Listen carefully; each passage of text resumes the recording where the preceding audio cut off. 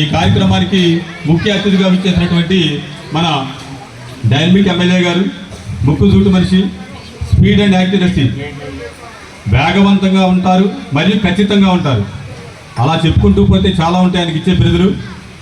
అలాంటి మంచి హృదయులు ఈరోజు మన పాఠశాలకు ముఖ్య అతిథిగా రావటం మనం చేసుకున్నటువంటి అదృష్టం. ఇది పార్టీ మీటింగ్ కాదు, పొలిటికల్ మీటింగ్ కాదు.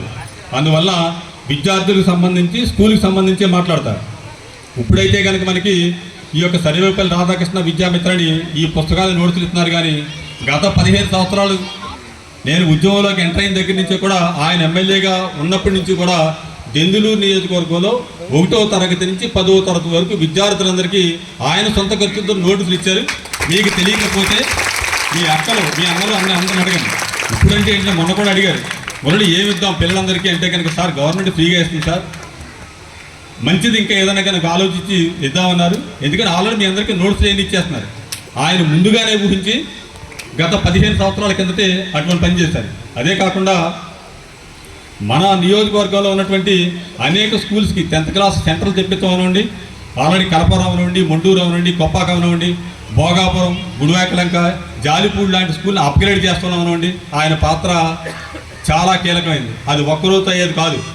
అలాంటి మంచి మంచి పనులన్నీ కూడా మనకి అధికారంలో చేతిలో ఉందంటే మంచి పనులు చేయాలి, జనంలో గుర్తుండిపోయే పనులు చేయాలి. పాల్గొని కేపీటీటీ హై స్కూల్స్లో అర్ధరాత్రి పూట 10 గంటలకు వచ్చి పిల్లలందరినీ ఎంకరేజ్ చేస్తూ, ఆ పిల్లలందరికీ షైనీ స్టార్స్ అంటే ఇప్పుడు చెప్పా ప్రోగ్రాంలో భాగం కాబట్టి, అలాంటి జిల్లాలో అందరు విద్యార్థులు కూడా హైదరాబాద్లో ప్యారడైజ్ బిర్యానీ పెట్టారు. ఆ ఒక్క సెకండ్లో ఎలాంటి నిర్ణయాలు తీసుకుంటారో తెలియదు, అంత మంచి మంచి నిర్ణయాలు తీసుకుంటారు.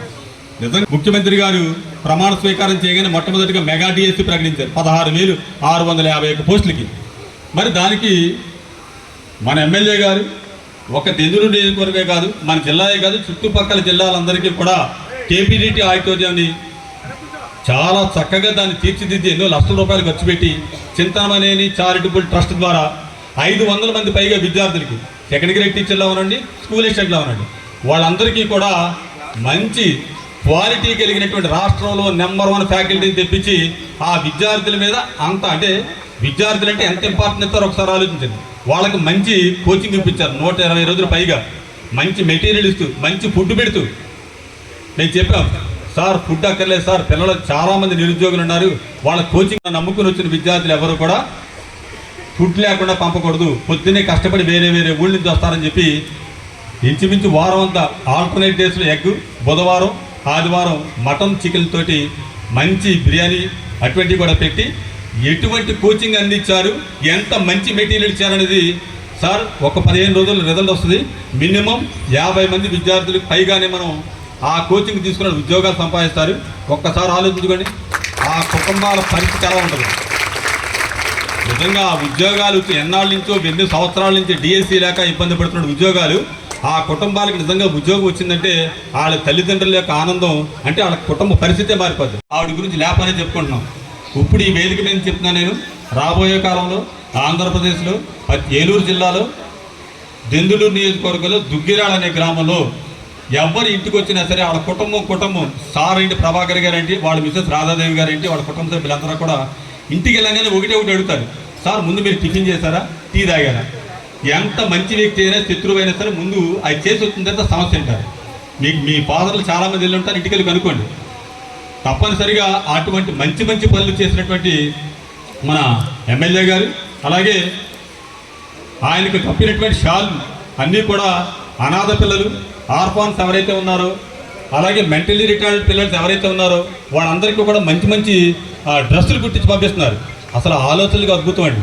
అలాంటి అద్భుతమైన ఆలోచనలు కలిగినటువంటి మన ఎమ్మెల్యే గారి గురించి చెప్పాలంటే ఎన్నైనా చెప్పచ్చు. నేను ఇక్కడ చెప్పిందంతా కూడా ఓన్లీ చదువుకు సంబంధించిందే. ఇంకా పొలిటికల్గా చెప్పాలంటే ఆయన చేసే సర్వీస్ అంతా ఇంత కాదు. మరి అలాంటి వ్యక్తి ఈరోజు మన పాఠశాలకు వచ్చినందుకు చాలా చాలా ధన్యవాదాలు సార్. అంతే దానగుణం కలిగిన మన ఎమ్మెల్యే గారు చింతమనేని చారిటబుల్ ట్రస్ట్ ద్వారా మన నియోజకవర్గంలోనే కాకుండా మన జిల్లా మొత్తంలో 500 మందికి పైగా నిరుద్యోగ ఉపాధ్యాయులకు 60 లక్షల రూపాయలు ఖర్చు పెట్టి డిఎస్సి కోచింగ్ ఉచితంగా ఇప్పించారు. ఇంత మంచి దానగుణం కలిగిన మన ఎమ్మెల్యే గారికి మా పాఠశాల తరఫున ధన్యవాదాలు.